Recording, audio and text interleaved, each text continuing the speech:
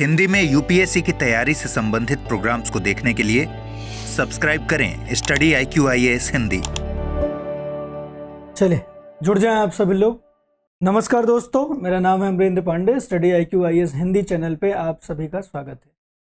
आज हम लोग एक नए प्रोग्राम के साथ इस चैनल पे आ रहे हैं और ये प्रोग्राम भारतीय राज व्यवस्था, जिसको आप इंडियन पॉलिटी के नाम से जानते हैं, उससे जुड़ा हुआ प्रोग्राम है। ये प्रोग्राम कंटिन्यू रहेगा, इसकी सीरीज आपको मिलती रहेगी। इसके अंतर्गत हमारा प्रयास होगा कि बहुत बार छात्रों का कंसर्न रहता है कि सर हमें वो इम्पॉर्टेंट चीज़ पढ़नी है जो मोस्टली एग्जाम में आते हैं।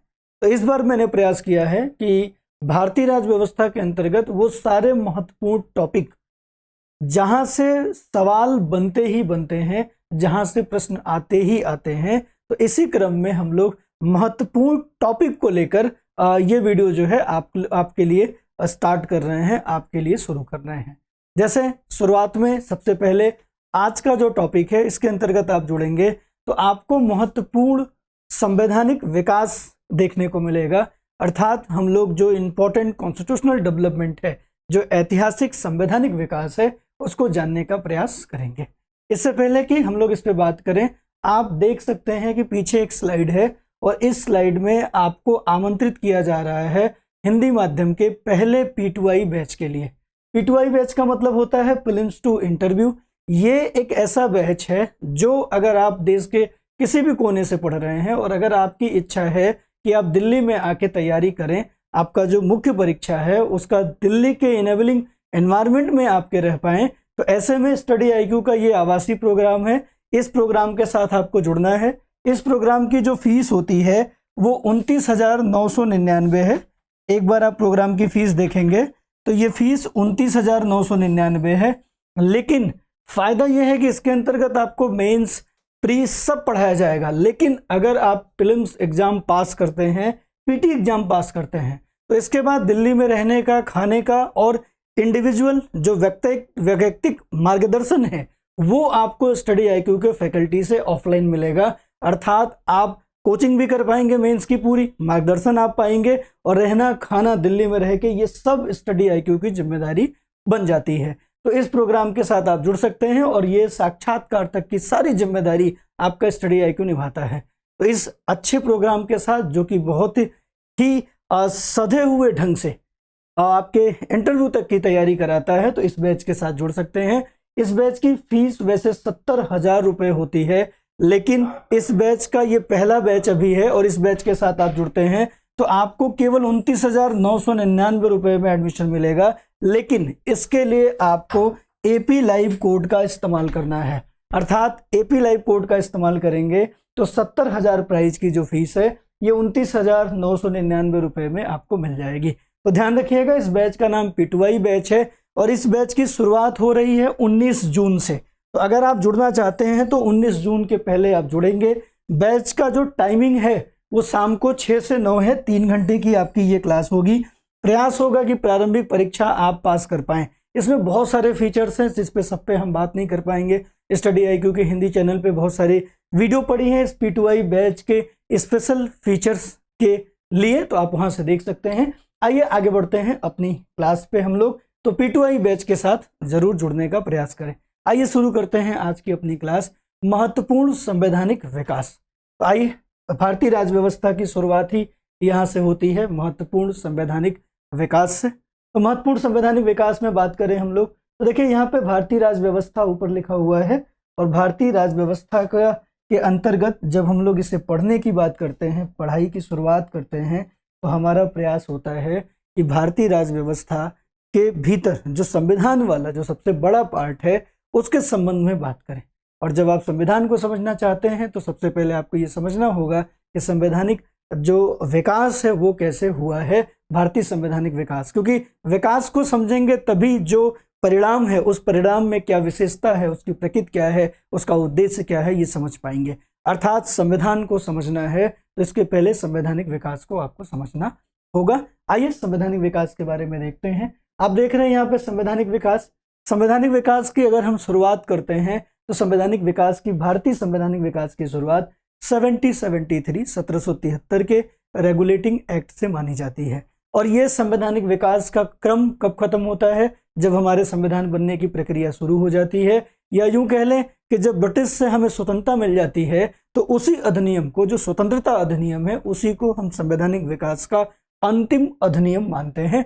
ऐसी स्थिति में 1773 से हमें शुरुआत करनी होगी और 1947 में ये संवैधानिक विकास का क्रम आपका खत्म होता है और इसके बाद चैप्टर आता है संविधान निर्माण का। तो संविधान निर्माण प्रक्रिया हम लोग पढ़ते हैं।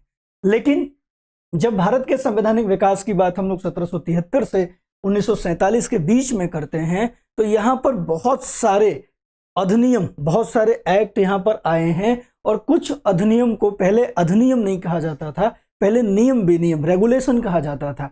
कुछ संवैधानिक विकास के बाद रेगुलेशन के स्थान पे उसे एक्ट या अधिनियम कहना शुरू हो गया। इन सारी बातों को हम लोग पढ़ेंगे। लेकिन ध्यान रखिए 1773 से लेके 1947 के बीच में बहुत सारे संवैधानिक जो विकास के अंतर्गत जो आधार हैं अधिनियम के रूप में, रेगुलेशन के रूप में, वो बहुत सारे आए। लेकिन हम यहाँ पर महत्वपूर्ण सीरीज में हैं, अर्थात इन संवैधानिक विकास में महत्वपूर्ण संवैधानिक विकास की बात करेंगे कि जहां से अक्सर सवाल आते ही आते हैं। तो देखते हैं कि कितने अपने पास संवैधानिक विकास हैं जो बीच में हमें देखने को मिलते हैं, लेकिन हम पढ़ेंगे कौन से वाले संवैधानिक विकास।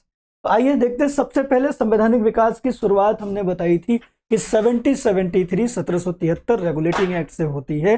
तो यहाँ से 1947 तक हमें जाना है। लेकिन इसके बीच में संवैधानिक विकास के क्रम को अगर हम लोग देखेंगे तो बहुत सारे संवैधानिक विकास के क्रम हमें यहाँ पर देखने को मिलते हैं। इस वाले पार्ट में हमें वो बताया गया है जिसे हम पढ़ेंगे, अर्थात संवैधानिक विकास के क्रम में जिन संवैधानिक विकास को पढ़ना है वो ये है, ये महत्वपूर्ण संवैधानिक विकास जिसे हम लोग पढ़ेंगे। लेकिन अगर संवैधानिक विकास के क्रम में हम बात करें कि कितने संवैधानिक विकास हैं, तो 1773 के जैसे ही आप आगे बढ़ते हैं तो आपको यहाँ पे 1781 का सेटलमेंट एक्ट दिख जाता है। और आगे आप बढ़ेंगे तो 1784 का पीट्स इंडिया एक्ट आता है। और आगे बढ़ेंगे तो 1786 का आपको यहाँ पर संशोधन अधिनियम मिल जाता है। फिर इसके आगे बढ़ते हैं आप लोग तो यहाँ पर आपको 1793 का पहला चार्टर एक्ट मिलता है। आगे बढ़ेंगे 1813 का दूसरा चार्टर एक्ट मिलेगा। आगे बढ़ेंगे 1833 का तीसरा चार्टर एक्ट मिलेगा। आगे बढ़ेंगे 1853 का चौथा चार्टर एक्ट मिलेगा। और इसके बाद फिर यहाँ पे आगे बढ़ेंगे तो यहाँ पर 1858 का भारत शासन अधिनियम मिलेगा। फिर यहाँ पर 1861 का भारत परिषद अधिनियम मिलेगा। यहाँ पर 1892 का भारत परिषद अधिनियम मिलेगा। यहाँ पर 1909 का मार्लेमेंटो सुधार या भारत परिषद अधिनियम मिलेगा। इसके ऊपर फिर से आप जाएंगे तो 1919 का मॉन्टेग्यू चेम्सफोर्ड सुधार या भारत शासन अधिनियम मिलेगा। इसके नीचे आएंगे तो 1935 का भारत शासन अधिनियम मिलेगा। और इसके ऊपर जाएंगे तो 1947 का भारतीय स्वतंत्रता अधिनियम मिलेगा। तो अगर संवैधानिक विकास की बात हम लोग करें तो संवैधानिक विकास में आप देख रहे हैं कि 1773 से अगर हम शुरू करें तो यहाँ तक बहुत सारे अधिनियम हैं।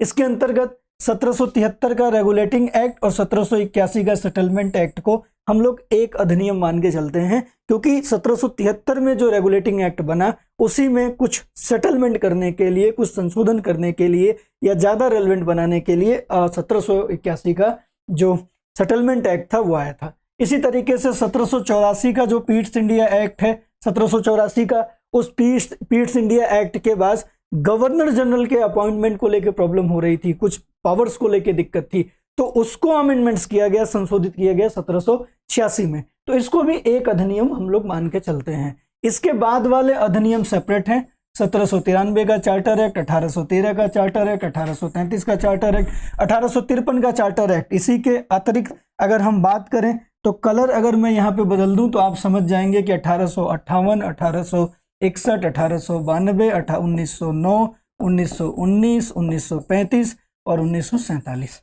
ठीक है, तो यहाँ तक के संवैधानिक विकास अलग प्रकार के हैं और इसके इस तरफ के संवैधानिक विकास अलग प्रकार के हैं। इधर के जो संवैधानिक विकास है वो कंपनी के अधीन भारत का संवैधानिक विकास कहा जाता है, कंपनी के अधीन भारत के संवैधानिक विकास के रूप में देखा जाता है। और इधर वाला जो है वो ब्रिटिश सरकार के अधीन भारत के संवैधानिक विकास के रूप में देखा जाता है। तो इसके भी अपने दो क्रम हैं। अब इनमें से हमें जो पढ़ना है, जिस संवैधानिक विकास को हम लोग यहाँ पढ़ने वाले हैं, महत्वपूर्ण संवैधानिक विकास को, उसकी बात कर लेते हैं। तो हम लोग 1773 का रेगुलेटिंग एक्ट पढ़ेंगे, 1784 का पीट्स इंडिया एक्ट पढ़ेंगे, 1833 का चार्टर एक्ट पढ़ेंगे और 1853 का चार्टर एक्ट पढ़ेंगे। मतलब 4 अधिनियम हम लोग कंपनी के अधीन भारत के संवैधानिक विकास में पढ़ेंगे। और ठीक इसी तरीके से 1858 ब्रिटिश सरकार के अधीन जो भारत शासन अधिनियम है 1858, वो यहाँ पढ़ने वाले हैं। इसके बाद हम लोग 1909 मार्ले मिंटो सुधार पढ़ने वाले हैं, 1919 मॉन्टेग्यू चेम्सफोर्ड सुधार और 1935 भारत शासन अधिनियम पढ़ने वाले हैं। तो कुल मिला के 4 महत्वपूर्ण अधिनियम कंपनी के अधीन संवैधानिक विकास से और 4 महत्वपूर्ण अधिनियम ब्रिटिश सरकार के अधीन संवैधानिक विकास से हम लोग पढ़ेंगे। इसका जो अब हमने छांट के निकाला इसमें से, उसका ग्राफ ऑलरेडी यहाँ पे बना हुआ है। आप देखिए, एक संवैधानिक विकास 1773 वाला, दूसरा 84 वाला, तीसरा 33 वाला और चौथा 53 वाला। ठीक इसी तरीके से यहाँ पर पहला 1858 है। उसके बाद हमें यहाँ पर 1909 वाला पढ़ना है दूसरे नंबर पे, तीसरे नंबर पे 1919 पढ़ना है, चौथे नंबर पे 1935 पढ़ना है। तो इसे हम लोग पढ़ने वाले हैं। यहाँ पर 1892 वाला चार्ट परिषद अधिनियम है, इसे हम लोग नहीं पढ़ेंगे। ठीक है। हालांकि अब आप कहोगे कि सर यहाँ से सवाल आ गया तब, तो हम लोग इंपॉर्टेंट पढ़ रहे हैं, और जब हम लोग महत्वपूर्ण पढ़ते हैं तो उसमें कभी ऐसा होता है कि कुछ चीजें छूटती हैं। जब चीजें छूटती हैं तो वहां से सवाल आ गया तो न बनने का रिस्क तो बना रहता। तो आपने यूपीएससी की तैयारी ही अपने जीवन के साथ रिस्क लेकर शुरुआत करी है। अगर आपने जीवन के साथ रिस्क लेके शुरुआत करी है यूपीएससी को लेके, तो ऐसे में तो रिस्क रहेगा ही ना, पूरा का पूरा तैयारी ही रिस्की है। तो रिस्क की तैयारी में रिस्क लेना आपके लिए फायदेमंद हो सकता है। बहुत सार बार ऐसा हुआ है कि बहुत सारे टॉपिक लोग स्किप करके चलते हैं, क्योंकि कभी भी रिजल्ट 100% नहीं होता, तो छोड़ना तो पड़ेगा, और नहीं छोड़ोगे तो भारी होते चले जाओगे। इतना संवैधानिक विकास फिर पढ़ो। ऐसी स्थिति में बहुत बार होता है कि जब हम इंपॉर्टेंट चीजों को जब पूरा कर लेते हैं तो गैर इंपॉर्टेंट चीजें भी जो छूटती हैं वो इंपॉर्टेंट होकर समझ में आने लगती हैं। तो पहली प्रक्रिया में हम लोग इन 4 इधर से 4 इधर से इंपॉर्टेंट, जहां से अक्सर सवाल मिलते ही मिलते हैं, उसको हम लोग यहाँ पे पढ़ने वाले हैं। तो आइए आगे बढ़ते हैं, और आगे बढ़ के सबसे पहले रेगुलेटिंग एक्ट की बात करते हैं। 1773 की बात करते हैं, 1773 का रेगुलेटिंग एक्ट। अगर हम 1773 के रेगुलेटिंग एक्ट के बारे में बात करें तो सबसे पहले आपको इसके नाम के साथ देखना चाहिए कि इसका नाम रेगुलेटिंग एक्ट क्यों पड़ा है। इसके आने की बात हम लोग देखेंगे कि रेगुलेटिंग एक्ट आया क्यों। इसके पहले इसके नाम की बात करेंगे, और नाम की बात जब करेंगे तो आने के कारणों को भी हम लोग स्पष्ट कर देंगे। तो देखिए, 1773 के रेगुलेटिंग एक्ट का सबसे जो सरल तरीका है कि भारत में जो कंपनी उस समय काम कर रही थी, जिस कंपनी का नाम the England merchant and trading to be the East India company था, उस कंपनी को भारत में पूर्व में व्यापार करने का एकाधिकार मिला था। और पूर्व में व्यापार करने का मतलब केवल भारत ही नहीं होता, आगे चीन भी था, बाकी जो आज दक्षिण पूर्व एशिया के देश हैं, इन सब में व्यापार करने का एकाधिकार मिला था इंग्लैंड से, कि वो इंग्लैंड की वही एक कंपनी इधर व्यापार करेगी। उस कंपनी ने व्यापार करने के दौरान बहुत सारे तरीके अपनाए, बहुत सारे हथकंडे अपनाए, क्योंकि व्यापार किस बात का करेगी ये तो लिखा नहीं था। ऐसे में कंपनी को जो लगा, कंपनी को अपना प्रभुत्व जमाने के लिए कंपनी ने वो सारे काम किए।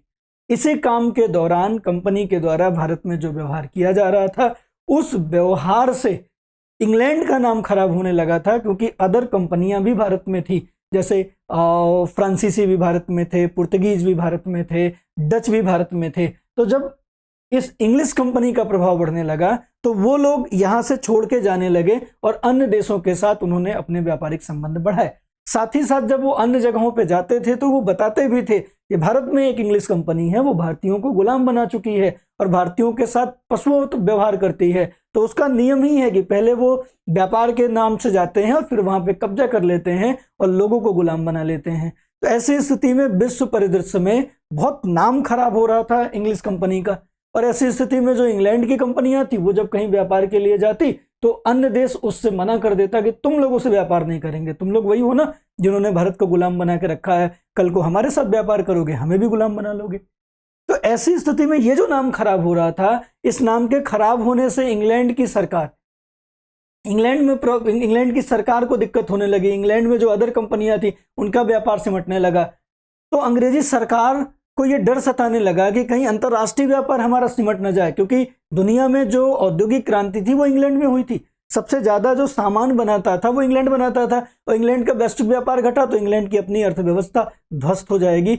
ऐसी स्थिति में अब अंग्रेजी सरकार पे अदर कंपनी जो वहां पे थे, जो भारत से पूर्व से व्यापार नहीं कर सकती थी, उन लोगों ने दबाव बनाना शुरू किया अपने संसद में, अपने सरकार पे कि हमें भी भारत जाने की अनुमति दो, हम भी भारत से व्यापार करेंगे क्योंकि और लोग तो हमसे व्यापार नहीं कर रहे। ऐसे में ब्रिटिश सरकार के ऊपर यह दबाव आने लगा कि इस कंपनी को कंट्रोल करो, इस कंपनी अगर ऐसे ही नाम खराब करती रही तो आगे दुनिया में कोई हमसे व्यापार नहीं करेगा। इसलिए अब ब्रिटिश सरकार चाहती है कि जो कंपनी भारत में काम कर रही है उस पर नियंत्रण स्थापित किया जाए, उस पर कंट्रोल किया जाए, उसको रेगुलेट करने का प्रयास करना शुरू कर चुका है कौन? ब्रिटिश सरकार। लेकिन ब्रिटिश सरकार के पास कोई ऐसा मौका नहीं है कि वो कंपनी में इंटरफेयर कर सके और कंपनी को रेगुलेट कर सके। यहां पर यह कंपनी लगातार भारत में युद्ध कर रही थी, लगातार क्षेत्रों को जीत रही थी। युद्ध करने के दौरान एक बात आपको समझ में आती है कि युद्ध के दौरान हार या जीत होती है, लेकिन जब फायदे और नुकसान की बात होती है तो केवल एक बात होती है और वो है नुकसान।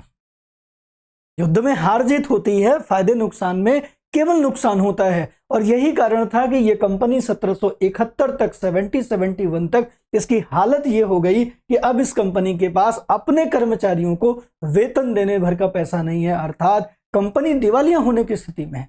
सोचो, भारत में इसका प्रभुत्व बढ़ रहा है और कंपनी की हालत यह है कि वो दिवालिया होने की स्थिति में है। ऐसी कंडीशन में इस कंपनी ने आर्थिक मदद मांगी। किससे? इंग्लैंड से। जहां से आई है वहां से मांगेगी। भाई, मर जाना और मदद ले लेना, दोनों में कोई भी बुद्धिमान व्यक्ति होगा तो मदद की ओर अग्रसर बढ़ेगा। कंपनी ने भी वही किया।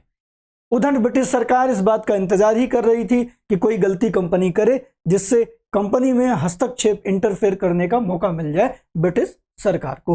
हुआ यही। इधर 1771 में कंपनी ने अप्रोच किया आर्थिक मदद के लिए, उधर इंग्लैंड सरकार बैठी ही थी, ब्रिटिश सरकार। उन्होंने कहा हम मदद करेंगे, लेकिन मदद करने के साथ हमारी कुछ शर्तें होंगी। कोई हम क्यों मदद करे भाई? आपने इतना बड़ा साम्राज्य बनाया और सारे पैसे आपने डुबो दिए, हमारी मदद के पैसे डुबो दोगे तो फिर तो हमारे पैसे डूबे ना, बचे रहे, इसके लिए हमारा भी इंटरफेरेंस होगा। यह अलग बात है कि कंपनी ही सब काम करेगी, लेकिन अप्रत्यक्ष रूप से इनडायरेक्ट हम भी कंपनी में जुड़े होंगे, हम भी कंपनी को देखेंगे, अर्थात कंपनी ब्रिटिश सरकार के अकॉर्डिंग रेगुलेट होगी। और इस बात को लेकर 1773 में जो अधिनियम पास हुआ, 1773 में जो शर्तें डाली गई कंपनी के ऊपर पैसे देने के टाइम, उसी को 1773 का रेगुलेटिंग एक्ट कह दिया गया, रेगुलेटिंग एक्ट नाम दे दिया गया। तो आप समझिए कि ये जो मैंने कहानी बताई, ये कहानी आपके यहाँ रुक जाने वाली है, ये हमेशा याद रहेगी। अब इस कहानी में जो नाम खराब होने वाली बात थी या जो कंपनी के डूबने वाली बात थी, इन बातों को अगर आप शाब्दिक रूप देंगे तो आप निम्नलिखित कारणों को देखेंगे कि रेगुलेटिंग एक्ट क्यों पारित किया गया। तो रेगुलेटिंग एक्ट पारित किया गया, वित्तीय संकट। मैंने बताया 1771 तक कंपनी की स्थिति इतनी खराब हो गई, अपने लोगों को वेतन देने की स्थिति में नहीं है, दिवालिया होने की स्थिति आ गई ना। यहाँ पर दिवालिया होने की स्थिति आ गई, वित्तीय संकट क्यों आई आप समझ चुके। अप्रभावी दोहरी प्रणाली, पैसा जमा करने का जो द्वैध शासन की बात लॉर्ड क्लाइव ने बंगाल में डाली थी, वो भी अप्रभावी रही। उससे भी कंपनी को कोई लाभ नहीं हुआ, बल्कि नुकसान ही होता रहा। राजस्व पूरी तरीके से घटने लगा, है ना। प्रणाली पूरी तरीके से गैर जिम्मेदाराना हो गई, अप्रभावी प्रणाली। इसी तरीके से कुशासन अपने चरम पे था, भ्रष्ट आचरण बड़ी तेजी से था, लोगों से उपहार लिए जा रहे थे, लोगों से रिश्वत लिए जा रहे थे, भारतीय अत्यधिक प्रताड़ित किए जा रहे थे। और इन चीजों को देख के कोई भी कह सकता है कि ऐसा शासन कुशासन है। और आखिरी बात है कि मैसूर के खिलाफ जो इनकी हार थी, उस हार ने भी इन्हें कमजोर कर दिया। परिणाम स्वरूप कंपनी की स्थिति थी कि कंपनी किसी तरीके से ब्रिटिश सरकार से मदद ले, और कंपनी का भी मनोबल टूट रहा था। लिहाजा अब अप्रत्यक्ष इंटरफेरेंस शुरू हुआ है ब्रिटिश गवर्नमेंट का। तो आप एक लाइन कह सकते हैं, रेगुलेटिंग एक्ट में पहली बार ब्रिटिश सरकार ने अप्रत्यक्ष रूप से कंपनी के भीतर हस्तक्षेप करने का प्रयास किया, इंटरफेयर करने का प्रयास किया। तो रेगुलेटिंग एक्ट, अब ब्रिटिश सरकार चाहती है कि हम रेगुलेट करें, इसलिए इसका नाम रेगुलेटिंग एक्ट पड़ गया। तो कारणों को आप समझ चुके हैं, कारणों को आप समझ चुके हैं। अब इन कारणों में जो चीजें हैं उसको भी हम लोग समझ लेते हैं, और मैं कुछ मेन पॉइंट भी आपको बताऊंगा जिसको आप इजीली इन कारणों के आधार पर लिख सकते हैं। जैसे भारत के संवैधानिक विकास 1773 में देखें तो वित्तीय संकट की बात है। क्या था वित्तीय संकट, अब ये समझना, हालांकि जरूरत नहीं है इस बात को समझा जाए इतनी गहराई से जाके कि वित्तीय संकट था, क्या भुगतान होना था, क्या भुगतान नहीं होना था। आपने वित्तीय संकट पढ़ लिया, बस वित्तीय संकट आपने पढ़ लिया, बस इसके अंदर जाने की बात नहीं है, हम इतिहास की बात नहीं करेंगे। अप्रभावी दोहरी प्रणाली देखिए, रॉबर्ट क्लाइव की हो गई, राजस्व का अधिकार कंपनी को प्राप्त हो गया, ठीक है, प्रभावी नहीं था, ये सारी चीजें यहाँ पे थी। लेकिन अब हम आते हैं वास्तविक रूप में कि 1773 के रेगुलेटरी एक्ट में जो शर्तें थी वो वास्तव में थी क्या। इन्हीं कहानियों के आधार पर वो शर्तें डिसाइड होंगी। पहला तो अप्रत्यक्ष रूप से ब्रिटिश सरकार के द्वारा कंपनी पर नियंत्रण स्थापित करने का प्रयास शुरू हुआ। कैसे? सबसे पहला काम क्या किया गया कि जो कोर्ट ऑफ डायरेक्टर था, अब आप समझना चाहेंगे कि ये कोर्ट ऑफ डायरेक्टर क्या होता है, सीओडी क्या होता है, कोर्ट ऑफ डायरेक्टर। तो ध्यान रखिए, ये जो कंपनी बनी थी, इस कंपनी के भीतर जिनका पैसा लगा था, अर्थात निवेशक, जो निवेशक थे, इन निवेशकों में 500 जो पाउंड है, 500 पाउंड जिनका भी इन्वेस्टमेंट था, वो लोग कोर्ट ऑफ डायरेक्टर में होते थे। कोर्ट ऑफ डायरेक्टर क्या करती थी? Court of director he company के सारे डिसीजन लेती थी। कोर्ट ऑफ डायरेक्टर का ही काम था कि कंपनी क्या करेगी, क्या नहीं करेगी, युद्ध करेगी कि शांति वार्ता करेगी, है ना, ये सारा काम इन्हीं का था, क्योंकि ये इन्वेस्टर थे भाई, जिसका पैसा लगता वही मालिक है। तो कोर्ट ऑफ डायरेक्टर वास्तव में कंपनी के मालिकों से बनी हुई एक संस्था थी जिसको सीओडी या कोर्ट ऑफ डायरेक्टर कहा जाता था। और चूंकि इन्वेस्टमेंट करने वालों में जो लोग थे, किसी का 100 पाउंड, किसी का 200 पाउंड, किसी का 500 पाउंड, किसी का 1000 पाउंड, किसी का 5000 पाउंड, ऐसे सबके पैसे लगे थे। तो 500 पाउंड तक जिनके भी इन्वेस्टमेंट थे, इनके ऊपर वाले बोर्ड कोर्ट ऑफ डायरेक्टर में होते थे, और उसमें इनकी जो वोटिंग पावर होती थी वो उसी हिसाब से होती थी। अब क्या किया गया, इस अधिनियम के आने के बाद सबसे पहले ब्रिटिश सरकार को लगा कि कोर्ट ऑफ डायरेक्टर को थोड़ा कंट्रोल करो, और ज्यादा लोगों को कंट्रोल करना ज्यादा कठिन होगा अपेक्षा के थोड़े लोगों को। इसलिए उनका मानना था कि सबसे पहले कोर्ट ऑफ डायरेक्टर को छोटा करो। और कोर्ट ऑफ डायरेक्टर छोटी कैसे होगी, इसके लिए उन्होंने एक नियम निकाला इसी अधिनियम के अंतर्गत, और कहा कि अब से कोर्ट ऑफ डायरेक्टर में वही लोग होंगे जिनका इन्वेस्टमेंट 1000 पाउंड होगा। अर्थात जिनका 1000 पाउंड या उससे ऊपर का इन्वेस्टमेंट होगा, जो निवेशक होंगे, वही कोर्ट ऑफ डायरेक्टर में होंगे, वही लोग कंपनी के लिए डिसीजन लेंगे, अन्य लोग नहीं। तो अपने आप ही एक बड़ी संख्या, क्योंकि छोटे इन्वेस्टरों की संख्या ज्यादा होती है, बड़े इन्वेस्टर कम होते हैं, तो एक बड़ी संख्या कोर्ट ऑफ डायरेक्टर से बाहर हो गई। अब छोटी संख्या कोर्ट ऑफ डायरेक्टर की बची। अब देखो, रेगुलेट करना शुरू कर दिया। ब्रिटिश सरकार का मन था कि हम रेगुलेट करें, रेगुलेशन शुरू हो गया। शर्त डाल दी गई कि 1000 पाउंड वाला ही कोर्ट ऑफ डायरेक्टर में होगा। अब 1000 पाउंड वाला ही कोर्ट ऑफ डायरेक्टर में, संख्या छोटी हो गई। ये लोग क्या करते थे, गवर्नर, जो गवर्नर होता था उसको अपॉइंट करने का काम इसी कोर्ट ऑफ डायरेक्टर का होता था। अब दूसरी बात क्या कही गई, दूसरी बात इसमें कही गई कि जो कोर्ट ऑफ डायरेक्टर है ये अपॉइंटमेंट करेगा, गवर्नर का नहीं। अब से जो गवर्नर है उसका नाम गवर्नर नहीं रहेगा, क्योंकि गवर्नर थोड़ा प्राइवेट टाइप का लगता है और पैसा सरकार का लग चुका है, कंपनी अब सरकारी टाइप की दिखनी चाहिए, कंपनी पे सरकार का प्रभाव दिखना चाहिए, जो पद है मुखिया का, कंपनी के मुखिया का, वो थोड़ा गवर्नमेंट टाइप का भी दिखना चाहिए। इसलिए उन्होंने कहा कि अब जो गवर्नर था, अब उस गवर्नर का पदनाम बदलकर अब उसे गवर्नर जनरल कहा जाएगा। क्या कहा जाएगा? Governor general. तो उस समय बंगाल में जो गवर्नर था उसका नाम था वारेन हेस्टिंग। बंगाल में तात्कालिक समय पे जो गवर्नर था उसका नाम था वारेन हेस्टिंग। अब गवर्नर बदलकर गवर्नर जनरल हो गया है, अर्थात गवर्नर का पदनाम बदलकर गवर्नर जनरल हो गया। अब थोड़ा सरकारी टाइप का लग रहा है, सरकार का इंटरफेरेंस है, सरकार का रेगुलेशन दिखना चाहिए, अब दिखने लगा है। अब गवर्नर गवर्नर जनरल हो गया। तो उस टाइम पे बंगाल का जो गवर्नर था, बंगाल का गवर्नर जो था वो वारेन हेस्टिंग था। फिर वारेन हेस्टिंग का ही पदनाम बदलकर गवर्नर जनरल हो गया। इस हिसाब से बंगाल का पहला governor general Warren Hasting, Bengal का प्रथम गवर्नर जनरल कौन हुआ? Warren Hasting. और बंगाल का अंतिम गवर्नर कौन हुआ? Warren Hasting. बंगाल का अंतिम गवर्नर वारेन हेस्टिंग, बंगाल का पहला गवर्नर जनरल वारेन हेस्टिंग। और गवर्नर जनरल का जो ये पदनाम है ये भारत में पहली बार आया। कब? इसी 1773 में। तो जब कभी सवाल पूछा जाए first governor general in India, Bharat में पहला governor general Warren Hasting, Bengal का पहला governor general Warren Hasting, Bengal का अंतिम गवर्नर वारेन हेस्टिंग, 3 सवाल अकेले वारेन हेस्टिंग से बनेंगे। ठीक है, क्यों बनाया गया इसको? इसलिए बनाया गया।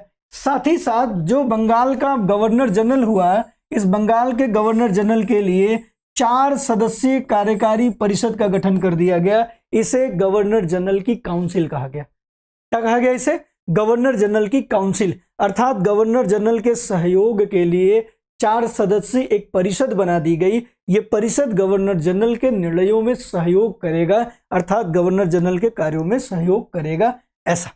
साथ ही साथ एक और बड़ी बात हुई इसी अधिनियम के द्वारा। अब चूंकि अभी तक ये कंपनी डिसेंट्रलाइज रूप में काम कर रही थी भारत में, जैसे बंगाल का गवर्नर अलग है, मद्रास का गवर्नर अलग है, बंबई का गवर्नर अलग है। अब चूंकि रेगुलेट हो रहा है अब ब्रिटिश सरकार के अप्रत्यक्ष इंटरफेरेंस के कारण, ऐसी स्थिति में पहली बार इस अधिनियम के द्वारा केंद्रीकरण की प्रक्रिया शुरू हो गई। केंद्रीकरण की प्रक्रिया शुरू हो गई। ध्यान रखिए, कई बार पूछा जा सकता है कि फर्स्ट टाइम कौन से एक्ट से सेंट्रलाइजेशन, केंद्रीकरण की प्रक्रिया शुरू होती है, तो 1773 बताना होगा। इसके अंतर्गत बंबई और मद्रास के गवर्नर बंगाल के गवर्नर जनरल के अधीन हो गए। अर्थात जो बंगाल का गवर्नर जनरल है ये निर्णय ले सकता है मद्रास और बंबई के गवर्नर जनरलों के लिए। ये पर्यवेक्षण कर सकता है, निरीक्षण कर सकता है, आदेशित कर सकता है, ऐसा हो गया। तो सेंट्रलाइजेशन, केंद्रीकरण की प्रक्रिया की शुरुआत 1773 के रेगुलेटिंग एक्ट से हमें देखने को मिलती है। बस ध्यान रखिएगा कि यहां पर कंपनी का हस्तक्षेप शुरू हो, कंपनी में ब्रिटिश सरकार का हस्तक्षेप शुरू हो गया है। बस वो डायरेक्ट नहीं है, इनडायरेक्ट है। आगे बढ़ते हैं। और क्या हुआ? तो सुप्रीम कोर्ट की स्थापना हुई। किसकी स्थापना हुई? सुप्रीम कोर्ट की स्थापना हुई, सर्वोच्च न्यायालय की स्थापना हुई। देखिए किसकी स्थापना हुई? सर्वोच्च न्यायालय की स्थापना हुई। ये नाम से तो सुप्रीम कोर्ट है, नाम से तो सर्वोच्च न्यायालय है, लेकिन वास्तव में इसकी शक्तियां सर्वोच्च नहीं। लेकिन आज के सर्वोच्च न्यायालय का अगर हम ऐतिहासिक बैकग्राउंड देखें तो आज का जो हमारा सुप्रीम कोर्ट है, इस सुप्रीम कोर्ट की जड़ें इसी सुप्रीम कोर्ट 1773 वाले सुप्रीम कोर्ट के अधिनियम से जुड़ेगी, जिसकी स्थापना 1774 में कर दी गई, 1774 में। अब सवाल आपसे बनेगा कि भारत में सुप्रीम कोर्ट की स्थापना वाला अधिनियम है 1773, भारत में पहली बार first time in India, Bharat में पहली बार सर्वोच्च न्यायालय की स्थापना हुई 1774 में हुई। यद्यपि इसका नाम सुप्रीम कोर्ट या सर्वोच्च न्यायालय है, किंतु अपनी शक्तियों को लेकर यह सर्वोच्च नहीं है। यह कुछ निश्चित राशि के मामले ही देख सकता है, उससे अधिक के मामलों के लिए आपको इंग्लैंड के प्रिवी काउंसिल में अपील करना होगा। ठीक उसी तरह इसका क्षेत्राधिकार केवल और केवल कलकत्ता है, अर्थात कलकत्ता के बाहर के मामलों को भी ये नहीं देख सकता। तो ना तो ये कलकत्ता के बाहर के मामलों को देख सकता है और ना ही एक निश्चित राशि से ऊपर के मामले को देख सकता है। तो ऐसे में नाम से तो ये सुप्रीम कोर्ट है, लेकिन वास्तव में इसकी शक्तियां, इसका क्षेत्राधिकार सुप्रीम नहीं है। अब जब हमने सुप्रीम कोर्ट की बात ही कर ली तो लगे हाथ इस सुप्रीम कोर्ट के न्यायाधीशों की भी बात कर लें, क्योंकि कॉन्सेप्चुअल क्लैरिटी के साथ साथ सूचनाएं भी हमें चाहिए। इंफॉर्मेशन रूप, अगर इंफॉर्मेटिव रूप से भी, सूचनात्मक रूप से भी अगर हम कमजोर हुए तो हम अपने कॉन्सेप्ट को सहयोग, प्रामाणिकता नहीं दे पाएंगे। इसलिए हमें ध्यान रखना है कि हम कॉन्सेप्चुअल क्लैरिटी के साथ साथ, अवधारणात्मक स्पष्टता के साथ साथ हम लोग सूचनात्मक रूप से भी रिच रहें, मजबूत रहें, समृद्ध रहें। ठीक है, हिंदी माध्यम अच्छा है, प्रयास रहेगा कि हम ज़्यादा से ज़्यादा अच्छे हिंदी शब्दों का उपयोग करें, लेकिन उसके जो अंग्रेजी सब्स्टिट्यूट हैं उसको भी बताते चले। बहुत सारे ऐसे अंग्रेजी माध्यम के छात्र हैं जो इन वीडियो को देखते हैं और प्रयास करते हैं कि सर एक आध शब्द ही बता दें तो हमारी समझ भी थोड़ी मजबूत हो जाए। ठीक है, चलिए, साथ ही साथ जो हिंदी माध्यम के छात्र हैं, अगर कभी उनसे कोई शब्द फंसता तो अंग्रेजी में देख के समझ लेंगे कि क्या है। तो सूचनात्मक समृद्धता जरूरी है, इसलिए हमें यह जानना होगा कि ये जो न्यायाधीश थे ये कितने न्यायाधीश थे। तो न्यायाधीशों की संख्या थी 4। फर्स्ट टाइम जो इंडिया में सुप्रीम कोर्ट बनाई गई कलकत्ता में, उनके कुल 4 न्यायाधीश थे। एक न्यायाधीश का नाम था एलिजा इम्पे, एक न्यायाधीश का नाम था एलिजा इम्पे, दूसरे न्यायाधीश का नाम था हाइड, तीसरे न्यायाधीश का नाम था लीमेस्टर और चौथे न्यायाधीश का नाम था चैम्बर। ये 4 न्यायाधीश थे, एलिजा इम्पे, हाइड, लीमेस्टर और चैम्बर। और इनमें से एलिजा इम्पे चीफ जस्टिस, मुख्य न्यायाधीश। देखिए एलिजा इम्पे कौन है? एलिजा इम्पे है चीफ जस्टिस, अर्थात एलिजा इम्पे मुख्य न्यायाधीश है। ठीक है, अब सवाल बनता है कि भारत में पहला मुख्य न्यायाधीश कौन? भारत में पहला मुख्य न्यायाधीश कौन? दूसरा सवाल है भारत का पहला मुख्य न्यायाधीश कौन? और तीसरा सवाल है स्वतंत्र भारत का पहला मुख्य न्यायाधीश कौन? 3 सवाल है। ऐसे ही गवर्नर जनरल के साथ सवाल देखिए, भारत में पहला गवर्नर जनरल और भारत का पहला गवर्नर जनरल, दोनों 2 सवाल है। बहुत सारे छात्रों को ये एक ही सवाल लग सकता है कि सर भारत का पहला गवर्नर जनरल और भारत में पहले गवर्नर जनरल में क्या अंतर है? भारत में पहला गवर्नर जनरल वो है जब वो पद बना तो वो भारत में पहला गवर्नर जनरल है, बट वो भारत का नहीं है। क्यों? क्योंकि उसका क्षेत्राधिकार बंगाल है। बंगाल पूरा भारत थोड़ी है। इसलिए भारत में पहला गवर्नर जनरल वारेन हेस्टिंग और वो बंगाल का पहला गवर्नर जनरल है, भारत का नहीं। क्योंकि उस गवर्नर जनरल का क्षेत्राधिकार बंगाल तक था, तो वो बंगाल का गवर्नर जनरल तो हो सकता है, भारत का नहीं। भारत का गवर्नर जनरल तब होगा जब उसका क्षेत्राधिकार पूरा भारत हो। इसलिए जब भारत का पहला गवर्नर जनरल पूछा जाता है तो हम 1833 में बात करते हैं, 1833 की बात करते हैं लॉर्ड विलियम बेंटिंग की। और जब भारत में पहला गवर्नर जनरल की बात होती है तब वारेन हेस्टिंग की बात करते हैं, है ना? अंतर है, का और में बड़ा अंतर है, इन और ऑफ में बड़ा अंतर है। ऐसा ही भारत में पहला मुख्य न्यायाधीश कौन होगा? Elijah Impey. भारत में पहला सुप्रीम कोर्ट 1774। लेकिन जब सवाल आएगा कि भारत का पहला मुख्य न्यायाधीश कौन होगा, तब आपका उत्तर बदल जाएगा। तब आपको 1935 की बात करनी होगी और 1935 में John Morris guanine chief justice थे और 1935 में पहली बार संघीय न्यायालय बनाया गया, केंद्रीय न्यायालय बनाया गया, जिसका क्षेत्राधिकार पूरा भारत था। 1935 का परिभाषित भारत, 1935 का डिफाइन इंडिया, और उसका क्षेत्राधिकार पूरा भारत था। इसलिए 1935 में जो न्यायालय था, सर्वोच्च न्यायालय, वो भारत का पहला सर्वोच्च न्यायालय था और उसमें जो जस्टिस थे जॉन मॉरिस ग्वानिन, वो भारत के पहले चीफ जस्टिस थे, मुख्य न्यायाधीश थे। एक तो ये क्लियरिटी आपकी हो गई। स्वतंत्र भारत का पहला मुख्य न्यायाधीश हीरालाल जे कानिया, 1950। तो जब आपसे स्वतंत्र भारत का पहला सर्वोच्च न्यायालय पूछा जाए 1950, मुख्य न्यायाधीश हीरालाल जे कानिया। तो आप सूचनात्मक रूप से भी समृद्ध हो रहे हैं, साथ ही साथ अवधारणात्मक रूप से भी समृद्ध हो रहे हैं। और अगर आपकी सूचनाएं और अवधारणाएं दोनों ही समृद्धता आपके पास है तो आपकी अभिव्यक्ति की समृद्धता बढ़ जाती है, और जिसकी अभिव्यक्ति अच्छी है उसे कोई भी यूपीएससी क्लियर करने से रोक नहीं सकता है। आगे बढ़ते हैं। चीफ जस्टिस वाली बात हो गई, सुप्रीम कोर्ट वाली बात हो गई। अब देखिए सुप्रीम कोर्ट क्यों बनाई गई। सुप्रीम कोर्ट बनाना भी इनडायरेक्ट कंट्रोल स्थापित करने का प्रयास है, क्योंकि कंपनी के लोगों को डायरेक्ट तो कंट्रोल कर नहीं सकते, इसलिए एक इंस्टीट्यूशन बना दिया गया सुप्रीम कोर्ट के रूप में, जिसका काम है इंडिया में जाके जो भी अंग्रेज गलत काम कर रहे हैं उसके लिए अगर भारतीय अपील करते हैं तो ऐसी स्थिति में इनका मानना है कि ये अपील को सुनेंगे। इस मामले से जो अंग्रेज अधिकारी हैं वो भारतीयों को प्रताड़ित कम करेंगे, भारतीयों का शोषण कम करेंगे, इससे भारतीयों का थोड़ा स्थिति अच्छी होगी, तो जो नाम खराब हो रहा है दुनिया में अंग्रेजों का वो कम होगा। इसलिए अंग्रेज अधिकारियों पे, कंपनी के अधिकारियों पर इनडायरेक्ट कंट्रोल करने के लिए सुप्रीम कोर्ट की स्थापना के प्रावधान को हम लोग देख सकते हैं। तो जब कभी मुख्य परीक्षा में आपको उत्तर लिखने को आए कि 1973 में पहली बार अप्रत्यक्ष कंट्रोल स्थापित करने का प्रयास किया गया, इसके पक्ष में तर्क दीजिए, तो पहला तर्क देंगे जो निदेशक मंडल है अर्थात कोर्ट ऑफ डायरेक्टर है उनकी संख्या को कम करना। दूसरा तर्क देंगे सर्वोच्च न्यायालय की स्थापना।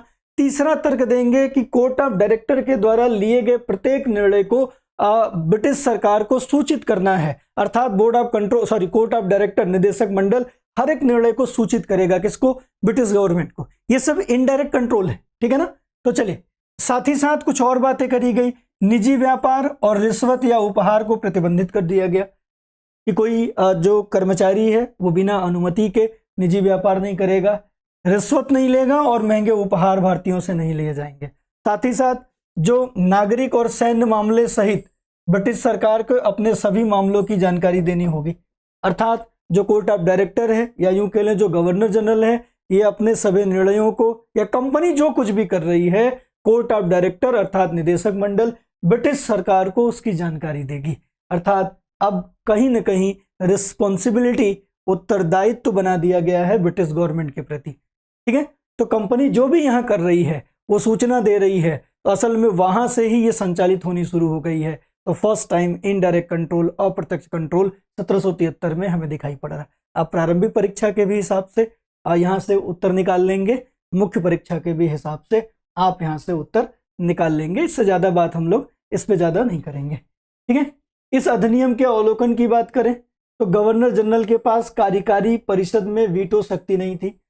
जो गवर्नर जनरल को सहयोग करने के लिए जो 4 सदस्यीय परिषद बनाई गई थी, तो उन 4 सदस्यीय परिषद के विरुद्ध गवर्नर जनरल को कोई वीटो की शक्ति नहीं दी गई थी।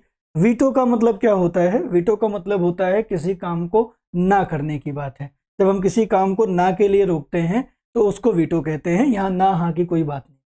सर्वोच्च न्यायालय की शक्तियों को परिभाषित नहीं किया गया था, ये लाइन याद रखिएगा। यद्यपि सर्वोच्च न्यायालय का क्षेत्राधिकार कलकत्ता था, लेकिन ये स्पष्ट कर दिया गया था कि गवर्नर जनरल के द्वारा जो भी डिसीजन लिए जाएंगे राजस्व के मामले में, अन्य मामले में, उस डिसीजन को सर्वोच्च न्यायालय को बताना होगा, और सर्वोच्च न्यायालय अगर उसको वेरीफाई करता है तभी वो काम आगे होगा। तो हम कह सकते हैं कि एक बड़ा द्वंद्व यहाँ पे डाल दिया गया था सर्वोच्च न्यायालय और गवर्नर जनरल के बीच में। ये पता नहीं लग रहा था कि गवर्नर जनरल एक्चुअल में एग्जीक्यूटिव करने के लिए पूरा जिम्मेदार है या जो सर्वोच्च न्यायालय कहेगी वो होगा। तो ऐसे में सर्वोच्च न्यायालय की शक्तियां परिभाषित नहीं की गई कि वो क्या करेगी क्या नहीं करेगी, और अप्रत्यक्ष रूप से परिभाषित होने के कारण एक बड़ा द्वंद्व गवर्नर जनरल और सर्वोच्च न्यायालय के बीच में हुआ, जिसको सेटलमेंट करेंगे जाके 1781 के सेटलमेंट एक्ट में। सबसे बड़ा उदाहरण प्रथम आंग्ल मराठा युद्ध था। कंपनी के अधिकारियों के बीच भ्रष्टाचार को रोकने में असमर्थ थे। परिषद में गवर्नर जनरल द्वारा भेजी गई रिपोर्टों का अध्ययन करने के लिए कोई तंत्र नहीं था। ये कुछ इसकी कमियों के बारे में भी बात करेंगे, तो ये कुछ हमें देखने को मिलता है। और इन्हीं कमियों के कारण, इसी द्वंद्व के कारण ये जो 1773 का रेगुलेटिंग एक्ट था, ये बहुत अच्छे से प्रभावी रूप से काम नहीं कर पा रहा था, और अलग से प्रशासनिक दुविधा अलग से है, कंट्राडिक्शन, कॉन्फ्लिक्ट, द्वंद्व अलग से है। इसी द्वंद्व को समाप्त करने के लिए गवर्नर जनरल ठीक से अपना काम कर पाए और ब्रिटिश सरकार जो है वो ये देख पाए कि अच्छे से कंपनी को नुकसान नहीं हो रहा है। तो इन सारी चीजों को स्पष्ट करने के लिए 1781 का संशोधन अधिनियम या एक्ट ऑफ सेटलमेंट 7081 लाया गया। 7081 में क्या कुछ स्पष्ट कर दिया गया उसको जरूर देखने की जरूरत है। ऐसी स्थिति में देखेंगे कि निम्नलिखित कारणों से सेटलमेंट एक्ट पास किया गया था, ये जरूरी है। हालांकि मैंने कारण बता दिए, मैं थोड़ा पीपीटी से आगे चलता हूं और ये जरूरी भी है कि आपको चीजें समझ में आए। देखिए 1773 के रेगुलेटिंग एक्ट के दोषों को दूर करने, कई बार सवाल पूछा जा सकता है कि 1773 के रेगुलेटिंग एक्ट की विशेषताओं को बताते हुए 1781 के रेगुलेटिंग एक्ट में क्या सुधार, 1781 के सेटलमेंट एक्ट में क्या सुधार किए गए उसको स्पष्ट कीजिए। तो हम बता सकते हैं कि 1773 के रेगुलेटिंग एक्ट में कुछ कमियां थी, दोष थी, प्रभावी नहीं हो पा रहा था, उसके दोषों को दूर करने के लिए सेटलमेंट एक्ट लाया गया।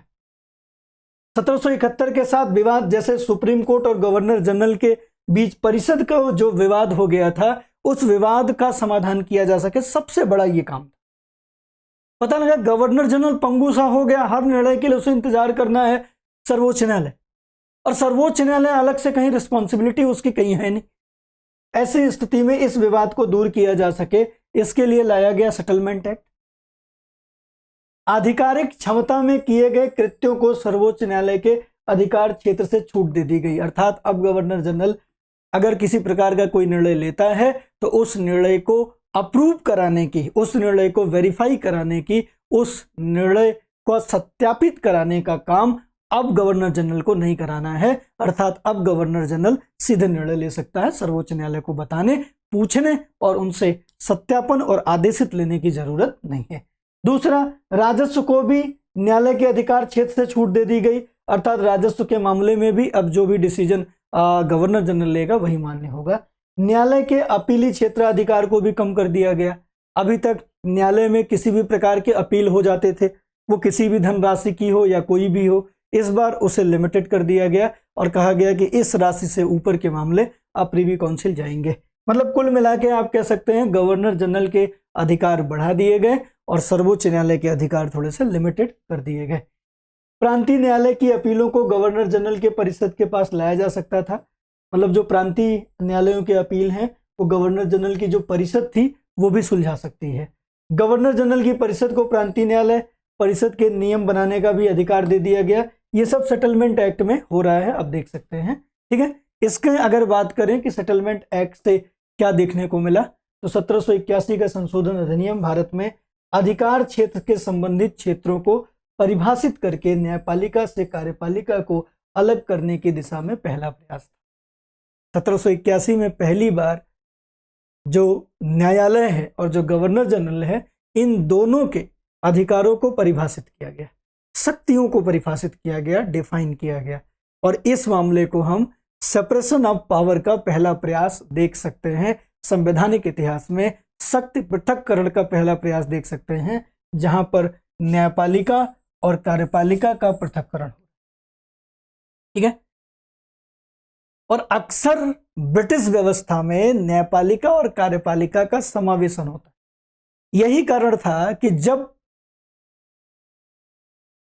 जब अमेरिका की बात आई, अमेरिका का संविधान 1776 में बना था, ध्यान रखिएगा, और हम लोग यहां पे बात कर रहे हैं 1781 का। 1776 में ही अमेरिकी संविधान बना था, और अमेरिकी संविधान जब बनाने की बारी आई थी तो सबसे पहले अमेरिकियों ने एक ही डिसीजन लिया था, एक ही निर्णय लिया था कि हम कुछ भी करेंगे लेकिन न्यायपालिका और कार्यपालिका को साथ नहीं रहने देंगे, क्योंकि जहां पर भी न्यायपालिका कार्यपालिका आपस में जुड़ी होंगी उसके शोषण से, उसकी प्रताड़ना से ईश्वर भी नहीं बचा सकता। क्योंकि जब कार्यपालिका कोई काम करती है, कार्यपालिका मतलब आपकी सरकार, जब सरकार आपको प्रताड़ित करती है तो आप अपने बचाव के लिए कहां जाते हैं? आप अपने बचाव के लिए जाते हैं न्यायपालिका, और न्यायपालिका कह दे कि नहीं, कार्यपालिका के द्वारा किया गया शोषण प्रताड़ना लीगल है, वैध है, तब कहां जाओगे? ईश्वर भी ना बचा पाएगा। और यही कारण था कि जो ब्रिटिश सरकार थी, इनकी जो कॉलोनी थी, इनके जो उपनिवेश थे, वो इसी आधार पर कंट्रोल में रहते थे। तो अमेरिकियों ने जो शोषण, जो प्रताड़ना झेला था, तो जब उन्होंने संविधान बनाया तो अपने संविधान की सबसे बड़ी विशेषता उन्होंने यही डाली, सेपरेशन ऑफ पावर, शक्ति का पृथक्करण। अब आप समझना चाह रहे होंगे शक्ति का पृथक्करण क्या है। शक्ति का पृथक्करण यह है कि सरकार के तीनों अंग अलग अलग हों और अपने अपने काम करें, तीनों एक दूसरे में हस्तक्षेप न करें, तीनों अपना अपना काम करें। ऐसे में कोई भी एक अंग ज्यादा बड़ा होगा तो दूसरा अंग उसको रोकेगा और इस तरीके से संतुलन का जो सिद्धांत है, नियंत्रण और संतुलन का सिद्धांत जो है, चेक एंड बैलेंस का सिद्धांत बना रहेगा और तीनों अपना अपना काम करेंगे, एक दूसरे में हस्तक्षेप नहीं करेंगे। तो कार्यपालिका न्यायपालिका का जो पृथक्करण है, यह शक्ति पृथक्करण, मॉन्टेस्क्यू जो कि फ्रांस का रहने वाला, उसने इस सिद्धांत को दिया था और इस सिद्धांत को पहली बार एक्सेप्ट करने वाला संविधान अमेरिकी संविधान है। ठीक है, तो यहां पर हम लोगों ने ये देख लिया 1781 के एक्ट के साथ। ठीक है, तो 1773 का रेगुलेटिंग एक्ट खत्म हो गया, सेटलमेंट एक्ट 7081 1781 का खत्म कर लिया। अगले एक्ट पे अगर हम लोग आते हैं, अगले एक्ट की बात करते हैं, तो ये एक्ट आता है 1784। कौन सा अधिनियम है ये? 1784। इसका नाम है पीट्स इंडिया एक्ट। नाम के बारे में सबसे पहले हम लोग जानते हैं, तो आइए नाम के बारे में समझे। नाम जान लिया तो आधा काम खत्म हो गया, क्योंकि नाम के पीछे बड़ा अर्थ छुपा है। 1784 का अधिनियम क्यों आया? क्यों आया? इसलिए आया क्योंकि पिछला वाला असफल था, पिछला वाला नहीं कर पा रहा था, इनडायरेक्ट कंट्रोल कर रहा था, वो भी नहीं हो पा रहा था, लिहाजा इसे आने की जरूरत पड़ी। इसका नाम पीट्स इंडिया एक्ट क्यों है? तो जब हम लोगों ने देखा 1776 की ही बात है, 1776 में ही एडम स्मिथ ने एक किताब लिखी जिसका नाम था वेल्थ ऑफ नेशंस। और आप लोग जानते हैं एडम स्मिथ को अर्थशास्त्र का जनक कहा जाता है, और उनकी ये जो किताब है वेल्थ ऑफ नेशन, इसे उदारवाद की बाइबिल कहते हैं, लिबरलिज्म की बाइबिल कहते हैं। उदारवाद का मतलब होता है खुला, खुला छोड़ देना। आर्थिक उदारवाद की सबसे पहली बार बात एडम स्मिथ ने करी और उन्होंने कहा बाजार को खुला छोड़ देना चाहिए, अर्थात अर्थव्यवस्था को खुला छोड़ दो, अर्थव्यवस्था पे राजव्यवस्था का कंट्रोल नहीं होना चाहिए। अभी तक अर्थव्यवस्था राजव्यवस्था के अंतर्गत एक सब पार्ट के, एक उपखंड के रूप में पढ़ी जाती थी, लेकिन एडम स्मिथ ने पहली बार अर्थव्यवस्था को स्वतंत्र कर दिया राजव्यवस्था से और विषय के रूप में अर्थव्यवस्था अस्तित्व पा जाती है और अर्थव्यवस्था के फादर के रूप में, जनक के रूप में हम एडम स्मिथ को पढ़ने लगते हैं। तो 1776 में उन्होंने जो किताब लिखी, उस किताब में उन्होंने ये तर्क दिया अर्थव्यवस्था पे राजव्यवस्था का नियंत्रण नहीं होना चाहिए, बाजार पे, कंपनियों पे सरकार का कंट्रोल नहीं होना चाहिए, बाजार खुद डिसाइड करेगा कि उसे क्या करना है, बाजार खुद मूल्य डिसाइड कर लेता है, डिमांड और सप्लाई का जो सिद्धांत है वो खुद ही मूल्य नियंत्रण कर लेता है। अलग से किसी बाह्य शक्ति, सत्ता, सरकार को मूल्य डिसाइड करने की आवश्यकता नहीं है, ना सिद्धांत बनाने की आवश्यकता है। अर्थव्यवस्था अपने आप में पूरी तरीके से सक्षम है कि वो सबको बना ले। ऐसी स्थिति में ये जो बात थी ये बड़ी तेजी से फैल रही थी और जो अदर कंपनियां थी वो अभी भी डिमांड कर रही हैं कि उन्हें भारत जाने दिया जाए, पूर्व में व्यापार करने की छूट दी जाए, क्योंकि अभी भी शोषण रुका नहीं है, नाम अभी भी सुधर नहीं रहा। ऐसी स्थिति में अदर कंपनियों ने थोड़ा ज्यादा दबाव बढ़ाया। अब चूंकि जो अदर कंपनियां थी उसके बहुत सारे मालिक सत्ता पक्ष के सांसद थे और जो कंपनी भारत में काम कर रही थी ईस्ट इंडिया वाली, उसके भी बहुत सारे मालिक सत्ता पक्ष के सांसद थे। ऐसी स्थिति में ये जो मामला था अदर कंपनियों का भारत में आके व्यापार करने की मांग वाली, ये मामला अब बाहर से संसद में आ चुका है। अब संसद में खुद सत्ता पक्ष के ही आधे लोग कह रहे हैं कि जाने दिया जाए, आधे लोग कह रहे हैं कि नहीं जाने दिया जाए। उस समय प्रधानमंत्री फॉक्स थे और प्रधानमंत्री फॉक्स की सरकार इसी मुद्दे पे संसद में गिर गई कि हमें भारत जाने दिया जाए या भारत जाने ना दिया जाए। इस मुद्दे में प्रधानमंत्री फॉक्स की सरकार गिर गई क्योंकि सत्ता पक्ष के ही सांसद दो भागों में बढ़ गए, लिहाजा अल्पमत में सरकार आ गई, सरकार को इस्तीफा देना पड़ा, फॉक्स की सरकार गिर गई। अब दोबारा से चुनाव होने की स्थिति आ गई और दोबारा से चुनाव होगा तो जीतेगा कौन? सरकारें कौन बनाता है, कारपोरेट या जनता? आपका जो उत्तर होगा, बहुतों का उत्तर होगा सर जनता। नहीं, सरकारें जनता नहीं बनाती लोकतंत्र में, लोकतंत्र में सरकारें कारपोरेट बनाती।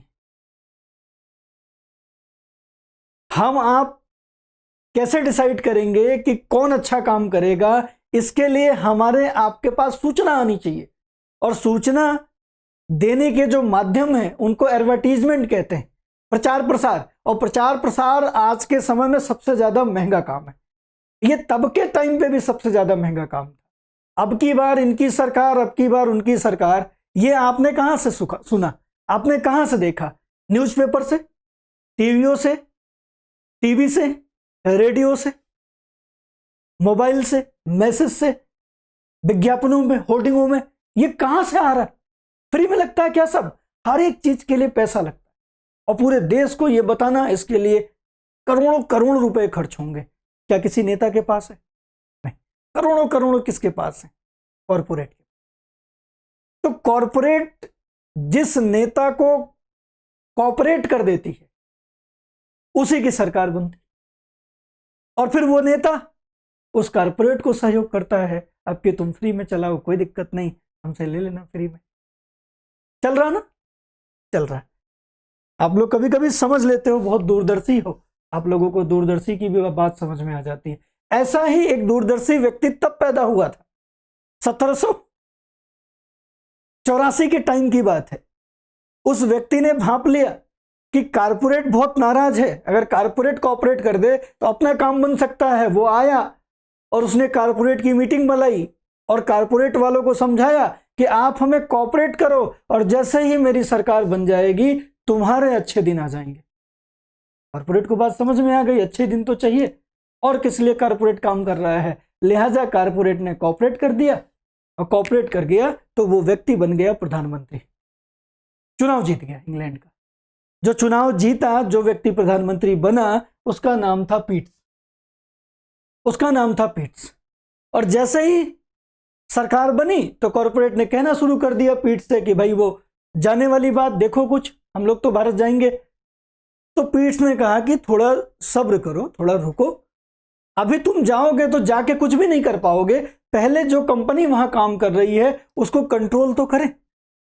अभी तो वो अपने कंट्रोल में नहीं है, और अगर जब तक हम उसको कंट्रोल नहीं करेंगे तब तक तुम वहां जाके कुछ नहीं कर सकते, क्योंकि एक्चुअल में वहां का शासन प्रशासन, वहां का जो आधार इंफ्रा है, सब उनका है। तुम्हारा जाना भी बेकार हो जाएगा, इसलिए तुम रुको, पहले हम कंट्रोल करते हैं। तो वो जो जाने वाली बात थी अदर कंपनियों को भारत में व्यापार करने वाली, उसको थोड़ा साइड लाइन करके पीट्स ने जो अधिनियम पास करवाया भारत के संबंध में, उस अधिनियम का नाम पड़ गया पीट्स इंडिया एक्ट। अधिनियम कब पास हुआ? 1784, इसलिए इस अधिनियम का नाम पीट्स इंडिया एक्ट या पीट्स इंडिया अधिनियम या पीट्स इंडिया एक्ट के नाम से हम लोग जानते हैं। क्या उद्देश्य था इस अधिनियम के आने का? इस अधिनियम का आने का पहला उद्देश्य था कि कंपनी पे ब्रिटिश सरकार का प्रत्यक्ष डायरेक्ट कंट्रोल स्थापित करना, प्रत्यक्ष नियंत्रण स्थापित करना, पहली बात। अब प्रत्यक्ष नियंत्रण स्थापित कैसे होगा? प्रत्यक्ष नियंत्रण स्थापित तब होगा जब सीधे जो एक्टिंग पर्सन है कंपनी का, वो कौन है? वो गवर्नर जनरल है। अगर गवर्नर जनरल को सीधे ब्रिटिश सरकार को रिपोर्ट करने को बोल दिया जाए, ये डायरेक्ट कंट्रोल होगा। और यही करने का प्रयास किया गया, और यहां पर जो किया गया वो यही किया गया, एक स्ट्रक्चर तैयार किया गया। पहले से ही सीओडी था, कोर्ट ऑफ डायरेक्टर पहले से था, जिसको निदेशक मंडल कहते हैं। निदेशक मंडल पहले से था, निदेशक मंडल पहले से था। यहां पर एक दूसरा कोर्ट ऑफ डायरेक्टर के सामने ही एक दूसरा स्ट्रक्चर तैयार किया गया, जिसको बीओसी कहा गया। क्या कहा गया? BOC, board of control. इसको नियंत्रक मंडल कहा गया। ये निदेशक मंडल है, ये नियंत्रक मंडल है। आज भी हमारी सरकारों में वर्तमान सत्ता में आप देख सकते हैं निदेशक मंडल के लोग, नियंत्रक मंडल के लोग। ये नियंत्रक मंडल के लोग, ये नियंत्रक मंडल है, निदेशक मंडल है। ये निदेशक मंडल, बोर्ड ऑफ कंट्रोल, नियंत्रक बोर्ड कह सकते हैं इसको, नियंत्रक बोर्ड। और ये बीच में आपका है गवर्नर जनरल, जीजी, है ना, गवर्नर जनरल। इस अधिनियम में देखिए लिखा गया है कि ब्रिटिश कंपनी शासन ब्रिटिश सरकार को नियंत्रण में लाना था और 1773 की रेगुलेटिंग कमियों को दूर करना था। मैंने पहले ही बताया आने का कारण कि वो काम नहीं कर पा रहा था इसलिए, और डायरेक्ट कंट्रोल करना था, इसलिए दो कारण बता सकते।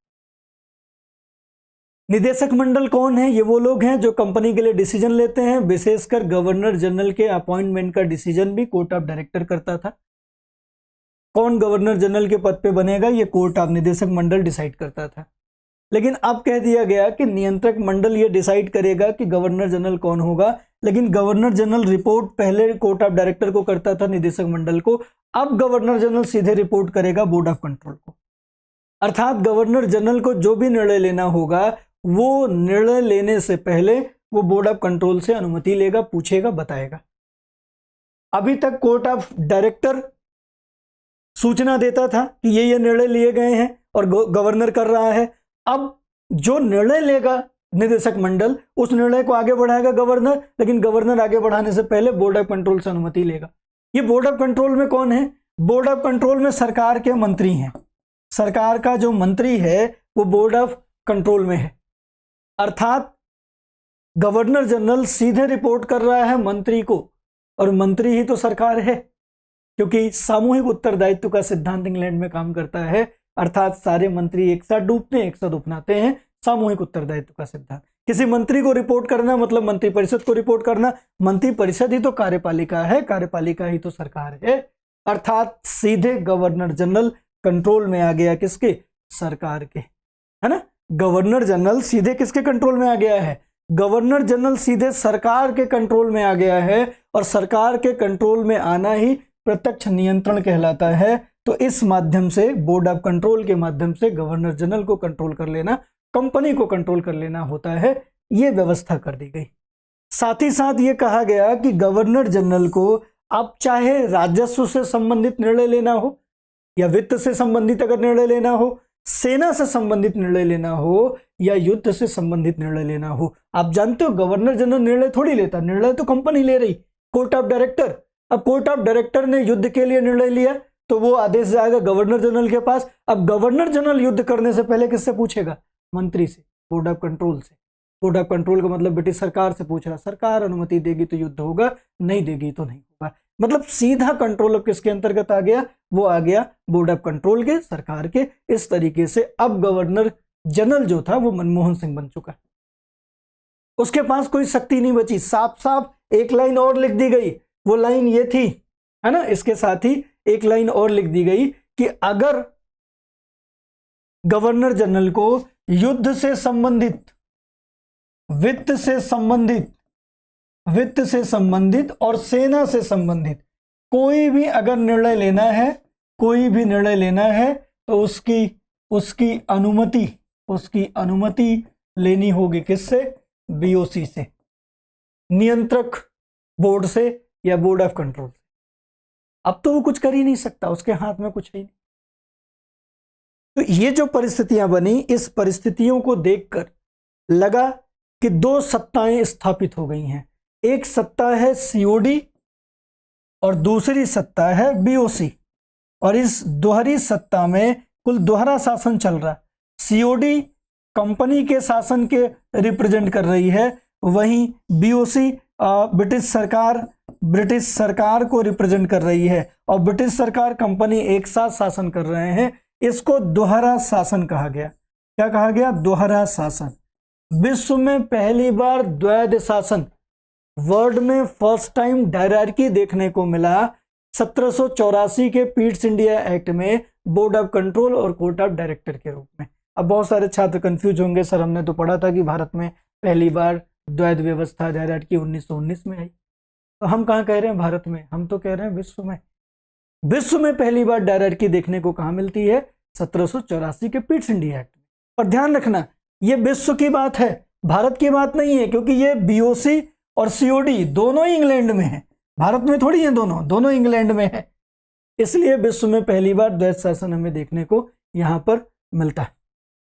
एक चीज और देखिए, सब ऊपर वही बातें लिखी गई हैं। एक चीज और, पहली बार ये जो प्रत्यक्ष कंट्रोल है, यही कारण था कि पहली बार इसी अधिनियम के द्वारा जितने भी ब्रिटिश कंपनी, ये जो कंपनी थी ईस्ट इंडिया कंपनी, इस कंपनी की जितनी भी संपत्ति थी और इस कंपनी का जितना भी क्षेत्र था इसके नियंत्रण में, उन सभी को ब्रिटिश नियंत्रित या ब्रिटिश अधिग्रहित क्षेत्र और संपत्ति के रूप में व्याख्यायित किया गया। अर्थात जो भी संपत्तियां कंपनी की थी, उस कंपनी को ब्रिटिश संपत्ति, जो क्षेत्र कंपनी के अधीन था उसे ब्रिटिश सरकार के अधीन क्षेत्र घोषित कर दिया गया, अर्थात कंपनी की संपत्ति ब्रिटिश सरकार की संपत्ति है। अब ये प्रत्यक्ष कंट्रोल सीधे सीधे स्थापित हो गया है और ये बताने का जताने का प्रयास भी 1784 के पीस इंडिया एक्ट में पहली बार किया गया।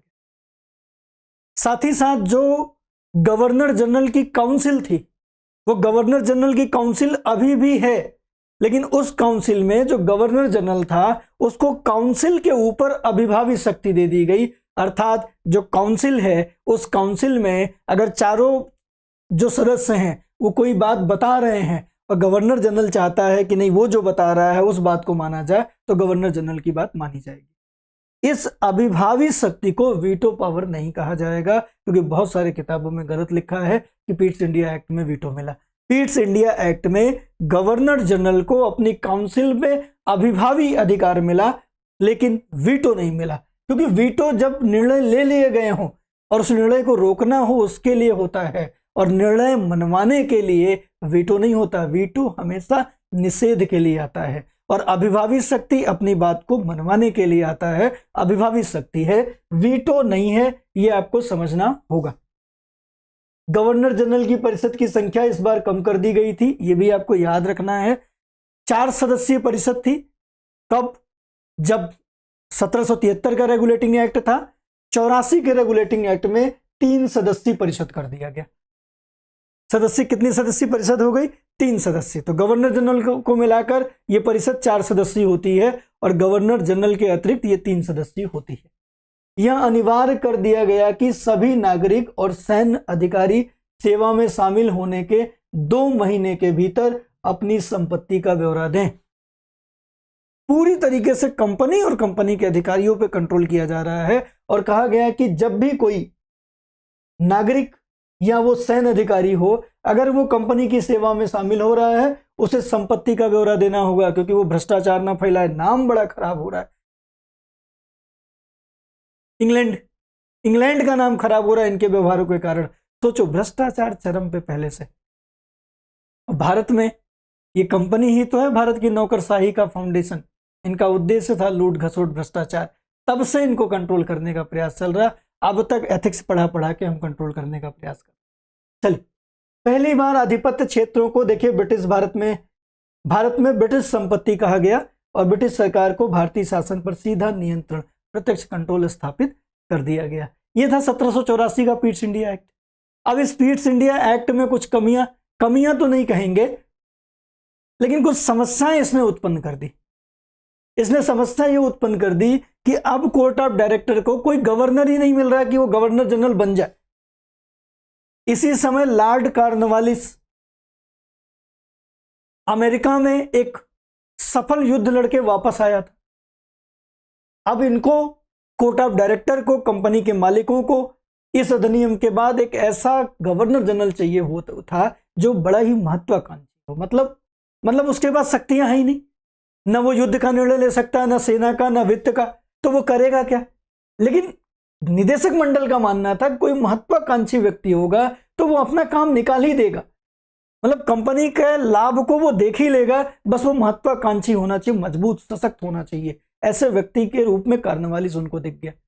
कॉर्नवालिस को उन्होंने अप्रोच किया, निदेशक मंडल ने कॉर्नवालिस को कहा कि आप भारत का गवर्नर जनरल बन जाओ, बड़ा पद है, पूरी दुनिया में लोग जानेंगे। कॉर्नवालिस ने कहा कि नहीं, हमें इस पद पे नहीं जाना, क्योंकि इस पद पे कोई पावर ही नहीं। हमें मनमोहन सिंह थोड़ी बनना, हमें कठपुतली थोड़ी बनना है कि हम बस गवर्नर जनरल के पद पे हो, नाम इतना बड़ा, पद इतना बड़ा और काम कुछ नहीं। हम कोई डिसीजन अपने से नहीं ले सकते, हमें नहीं बनना कठपुतली। उसने मना कर दिया। 1-2 अच्छे लोगों को और अप्रोच किया गया, उन्होंने भी मना कर दिया। ऐसी स्थिति में अब कोर्ट ऑफ डायरेक्टर सरकार पे आरोप लगाने लगी कि अगर भारत से इस कंपनी का कंट्रोल हटता है, अगर भारत हमारे हाथ से निकलता है, तो इंग्लैंड वासियों इसके लिए सरकार जिम्मेदार होगी। और अगर इसके लिए सरकार जिम्मेदार होगी तो सरकार को लगा कि ये तो और गड़बड़ हो जाएगा, तो सरकार ने भी कंप्रोमाइज करने का प्रयास किया और इसी दिशा में 1786 का चार्टर अधिनियम ला दिया गया। ये 1786 का संशोधन अधिनियम ला दिया गया। क्या कहते हैं इसको? संशोधन अधिनियम, अमेंडमेंट्स एक्ट। और इसमें संशोधन क्या किया गया? संशोधन ये किया गया कि जो गवर्नर जनरल के वित्त संबंधी, सेना संबंधी और युद्ध संबंधी जो अधिकार छीन लिए गए थे, इसे वापस कर दिया गया। कहा गया कि अब गवर्नर जनरल वित्त, सेना, युद्ध संबंधी निर्णय ले सकता है। हाँ, निर्णय लेने के बाद वो बोर्ड ऑफ कंट्रोल को बता दे। तो जैसे ही ये वापस किया गया शक्तियां 1786 में, वैसे ही फिर कार्नवालिस को अप्रोच किया गया और कार्नवालिस भारत का गवर्नर जनरल बनके भारत आया। ये था संशोधन अधिनियम। तो आज की जो कक्षा है वो हम लोग यहीं तक करेंगे। मतलब आज के महत्वपूर्ण अधिनियम के सीरीज में हम लोगों ने 1773 का रेगुलेटिंग एक्ट, 1784 का पीट्स इंडिया एक्ट, दो को हम लोगों ने पढ़ लिया है। ठीक है, इसी तरह क्लास से आप जुड़ते रहें। मैंने आपको पेड बैच की बात बता दी है। एपी लाइव कोड का आप इस्तेमाल करेंगे तो आप मेरे साथ जुड़ सकते हैं। मेरे टेलीग्राम चैनल का नाम है अमरेंद्र पांडे नोट्स। आप अमरेंद्र पांडे नोट्स पे जुड़ सकते हैं। इसके लिए आप स्कैन कर सकते हैं ये ऊपर वाला। साथ ही साथ अगर आप कोई प्रश्न पूछना चाहते हैं या अपना कोई मैसेज पहुंचाना चाहते हैं तो इसके लिए आप जुड़ सकते हैं इंस्टाग्राम पे। तो ऊपर वाला इंस्टाग्राम का है, नीचे वाला टेलीग्राम का है, जुड़ सकते हैं। नाम जो टेलीग्राम का है वो अमरेंद्र पांडे नोट्स है, आप इसके साथ जुड़ सकते हैं। तो बने रहिए, अपने दोस्तों मित्रों तक इसको शेयर करिए और आगे की वीडियो में फिर हम लोग आपके साथ मिलेंगे सुबह 8 बजे। तब तक के लिए धन्यवाद। जय हिंद। हिंदी में यूपीएससी की तैयारी से संबंधित प्रोग्राम्स को देखने के लिए सब्सक्राइब करें स्टडी IQ IAS हिंदी।